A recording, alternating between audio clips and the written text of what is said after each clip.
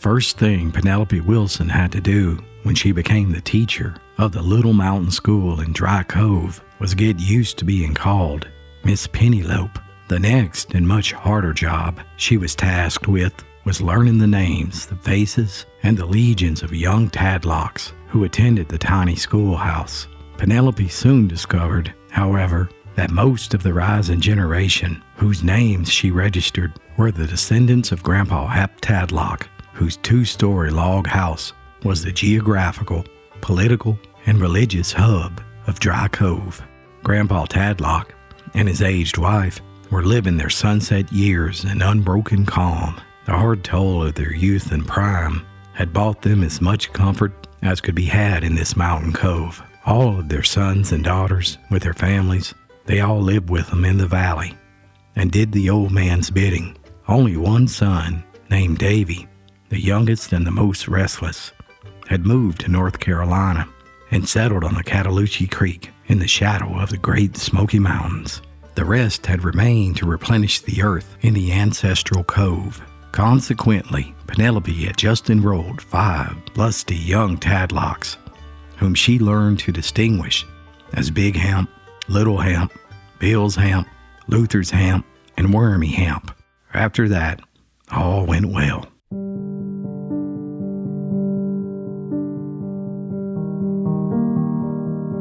However, there was one little Tadlock whom Penelope discovered one day, though his name wasn't on her school roll, nor would it ever be. She was assured that he could ever be on any school roll.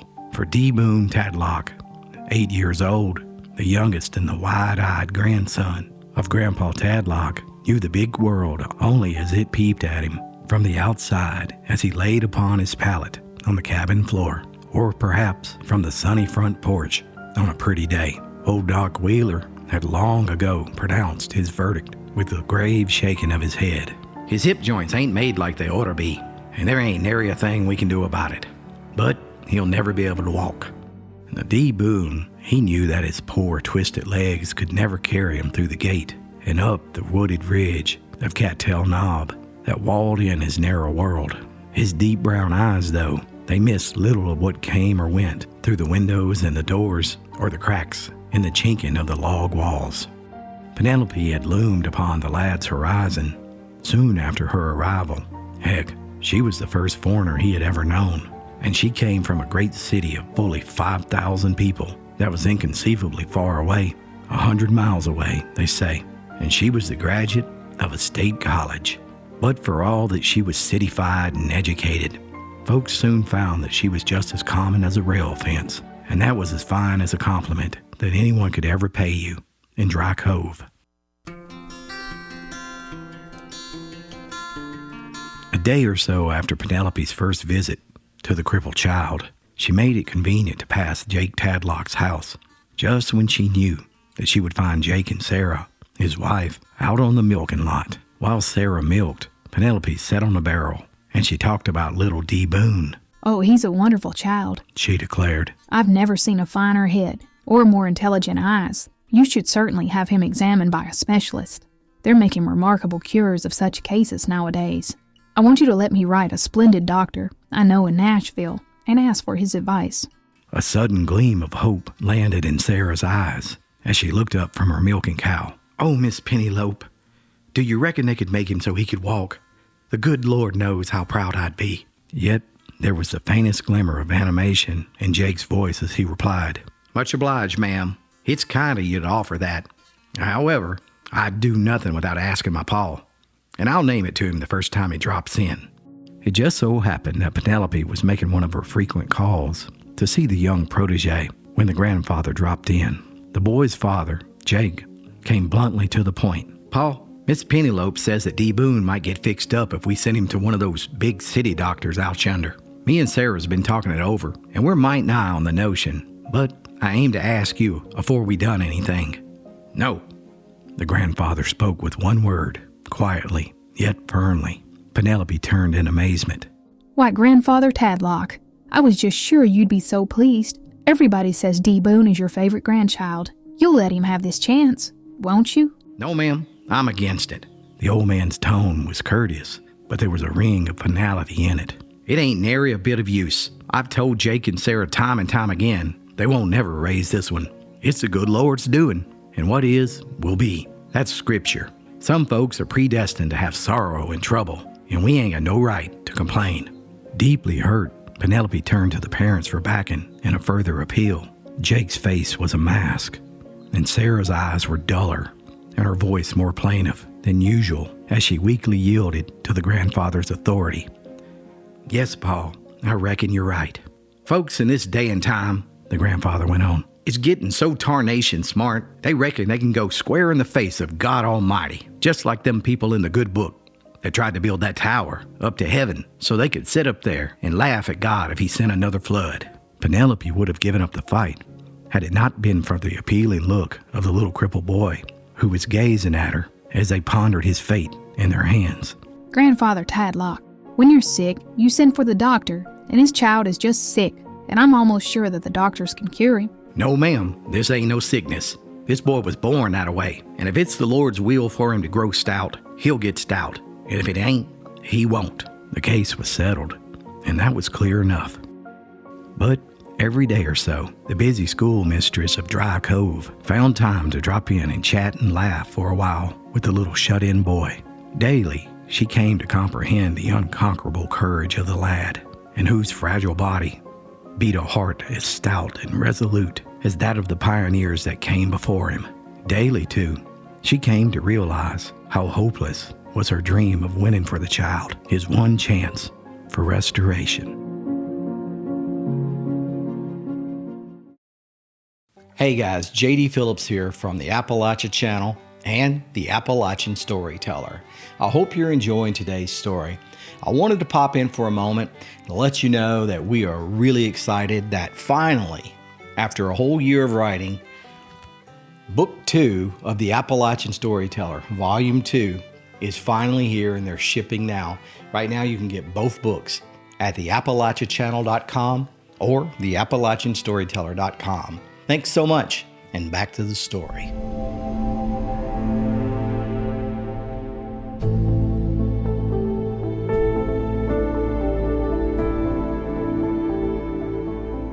The boy's mother, Sarah, was a true daughter of the mountains, and the blood of the old Indian fighters flowed through her veins. The boy's father, Jake, he had the heart of a pioneer and an adventurer, but the code of the mountains held fast in him. I've heeded the paw, he would say. The old ones know best, and I'll be a grandsire someday, and I expect mine to do as I tell them. Penelope, however, refused to abandon hope. She wrote the forbidden letter to the specialist, and a week later, she had a reply. It offered encouragement, but she kept it to herself. Her own faith in the predestined schedule of mundane haps and mishaps allowed for a wee bit of diplomacy by way of helping Providence out in a pinch. And Penelope was a diplomat. She knew that none of the usual feminine ways of scheming, argument, tears, and flattery would avail. That's right. Grandpa Tadlock was woman-proof. So, like a good general then, she decided to storm the grandfather's frowning fortress, just where he himself believed it to be absolutely impregnable in the moated and bastioned gate of his rock-ribbed theology. Through the schoolhouse window, Penelope saw the grandfather riding past on his horse. Immediately, she fudged a little bit on the last spelling lesson of the day, and she dismissed school early. She found the old man at Jake's house, and after a cheery greeting, she suddenly asked, Grandpa Tadlock, do you know a minister by the name of Tucker? Yes, ma'am, but he's a Methodist. There was obvious disparagement in the tone.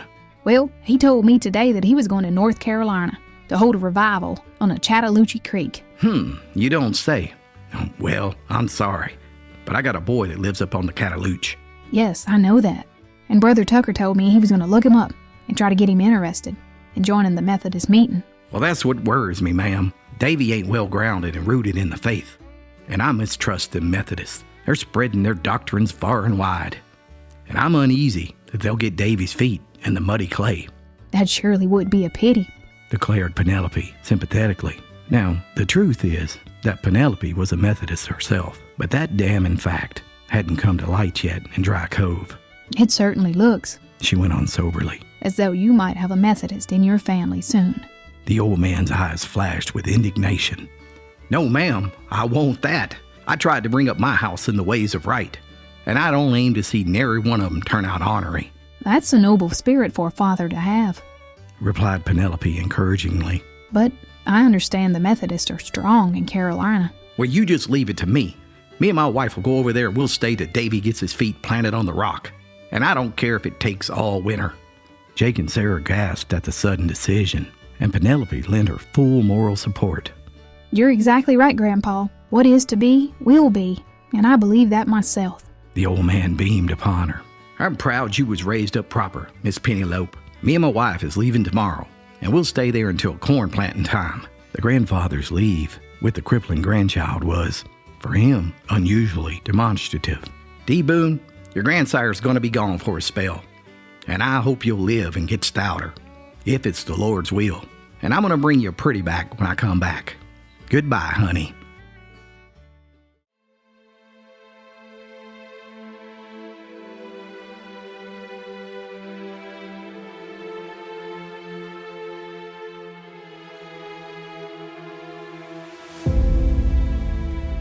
Two evenings later, Penelope was again at Jake's house. The child had already been put to bed in the back room to dream of racing on flying feet and chasing bears and panthers. I keep thinking about the boy. Penelope led off in a persuasive way that she had. I'm convinced that the only thing getting in the way of him getting well is our failure to give him his chance. Oh, Miss Penelope, Sarah burst out passionately. Ever since you named it, I kept pondering it in my mind. It seems like it ain't human to let him just go on dragging himself through life like a wild animal in a steel trap. No, Sarah, Jake interrupted. There ain't no use in going through all that no more. Paul's against it, and I ain't going contrary to him. Penelope saw that both parents were deeply stirred. Even Jake, dry-eyed and steady-voiced as he was, had an unwanted sadness in his face. There remained but one obstacle, but it was as real and as formidable as the granite rib mountain looming over the cabin. There was a moment of silence. The lamp light was set aflicker by the blaze of the logs on the hearth, and the creaking of an inner door caused all of them to turn.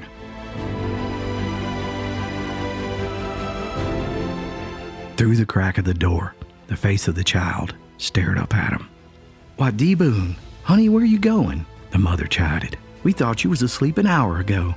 No, Mom, I heard Miss Penelope talking, and I wanted to hear what she was saying.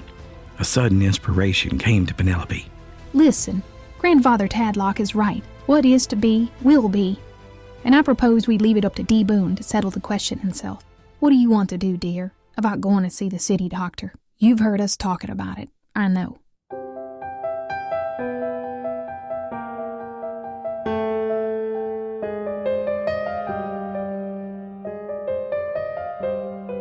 Jake lifted the small child in his arms and brought him to the fireside. A light of surprise and understanding broke out in the boy's eyes. Law, Miss Penelope, it's funny you asked me, but Lord knows I'd hate to go against Grandpap. But I sure do crave to get my legs fixed if there's any way they could be. And I'd work hard and I'd pay you the money back. It was more than the mother could stand. She wept openly and unashamed. Jake was fighting in the He-Man fashion, but he was having a hard time of it. And finally he spoke. That settles it. If he wants it that bad, I give in. No different to what Paul says.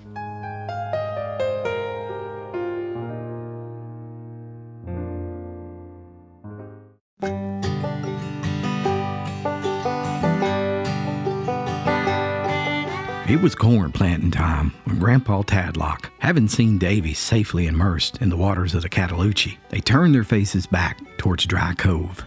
And on the homeward journey, they stopped in Knoxville, where they made a mysterious purchase. It was something bulky, and it took 2 men to lift it in the burlap-lined crate. 2 days later, Luther Tadlock helped haul the crate to his father's house. The old man refused to satisfy everyone's idle curiosity on just exactly what it was. It's just a doohickey to grind some smoke with, was all he'd say. The next day, the old couple came to Jake's house, riding the old farm wagon. The mysterious crate thing filled half the wagon bed. Jake came to the gate and he greeted the old folks and helped carry the crate to the porch. Where's DeBoon? the grandfather asked. Why, Penelope came by in her Ford and took him for a ride. They'll be back directly. Well, that's good, Jake. I promised him a pretty when I come back, and I fetched it. We'll unwrap it afore he gets here. He'll open them big eyes of his when he sees it. Within minutes, Jake and Sarah, with Grandpa Tadlock, were gazing upon the polished wood, toughed upholstery, and the shiny metal fixtures of a thing whose likes had never been seen before in Dry Cove. There it was, the latest and most improved wheelchair. Why, Paul, what in creation? Jake gasped. What you got to say about that? The squire demanded with pride showing in his face. Well, it's the prettiest thing I've ever laid my eyes on before, Paul, exclaimed Sarah with the eagerness of a child. But, Paul, it's come too late to do DeBoon any good. The old man's face clouded with distress. Is that so, Sarah? Well, I'm awful sorry to hear it. I was hoping he'd get stout enough to roll himself about in it. But it's like I've told you. What is what will be, and we mustn't complain. We ain't complaining, Paul, answered Sarah, half frightened. In that moment, a shiny Ford coupe came to a stop at the gate. Seeing his favorite grandson sitting in the car, the grandfather ordered, Get out there, Jake, and tote the little one up to the house. Well, wait a minute, Paul, Jake answered quietly. The door of the car opened.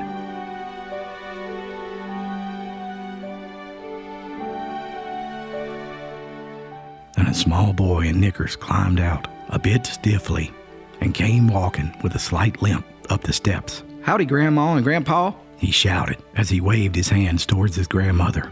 The grandmother let out a yell and flopped limply into a chair. Oh, Lordy, she screamed. For the love of God, Sarah, am I seeing a haint? Why, Granny, what ails you? Called the lad as he ran to her. It's me. Ain't you going to say howdy? Get away. Don't touch me. It gives me the all-overs. The old lady shouted hysterically. Geraldine, calm yourself, Grandpa Tadlock commanded.